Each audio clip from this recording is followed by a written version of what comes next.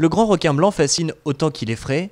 C'est pourquoi la Maison des Océans a choisi de le mettre à l'honneur lors de sa dernière conférence de l'année. Comment se nourrit-il? Quelles sont ses proies? Comment l'observer? Cette année, nous nous sommes beaucoup intéressés aux requins, et pas seulement aux requins, aux espèces également sentinelles, les espèces qui sont menacées par l'activité anthropique. Et nous allons clôturer ce cycle ce soir par le grand champion du monde, je dirais, des requins, un des experts les plus connus au monde, qui est en Afrique du Sud et qui depuis 15 ans sillonne plus particulièrement la Méditerranée et plus particulièrement le requin blanc de Méditerranée. Ce soir, nous saurons tout sur le requin blanc de Méditerranée. Alessandro De Maddalena observe depuis 4 ans les requins blancs en Afrique du Sud. C'est là qu'ils sont les plus nombreux et surtout les plus facilement visibles pour l'homme. C'est qu'en Afrique du Sud, et en particulier dans la False Bay, cette petite baie, nous avons une population de grands blancs qui a appris à chasser les otaries à la surface. C'est-à-dire qu'en sautant au dehors de la mer pour chasser les otaries, pour nous, il est possible de les voir quand ils chassent.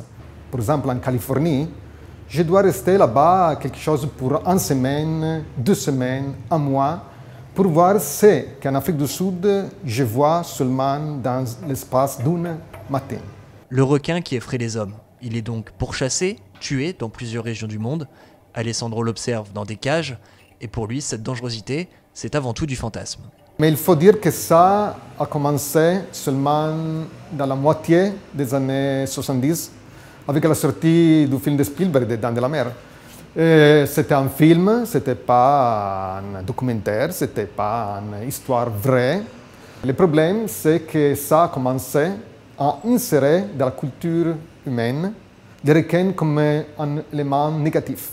Tandis qu'avant, dans la culture des différents pays, ce n'était pas comme ça. Depuis 4 ans, Alessandro De Maddalena organise de nombreuses expéditions sur les grands requins blancs. Fruit de ses heures d'observation, des centaines de photos spectaculaires où l'art rejoint la science. La photo est devenue de plus en plus importante pour mes conférences, mes livres.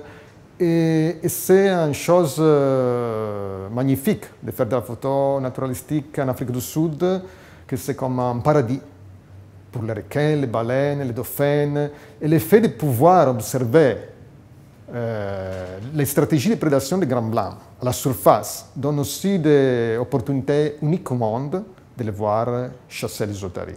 C'est sur cette conférence que s'achève le cycle 2014 consacré aux nouveaux seigneurs des océans, requins ou bien méduses. Rendez-vous maintenant l'année prochaine pour une nouvelle série de 9 conférences.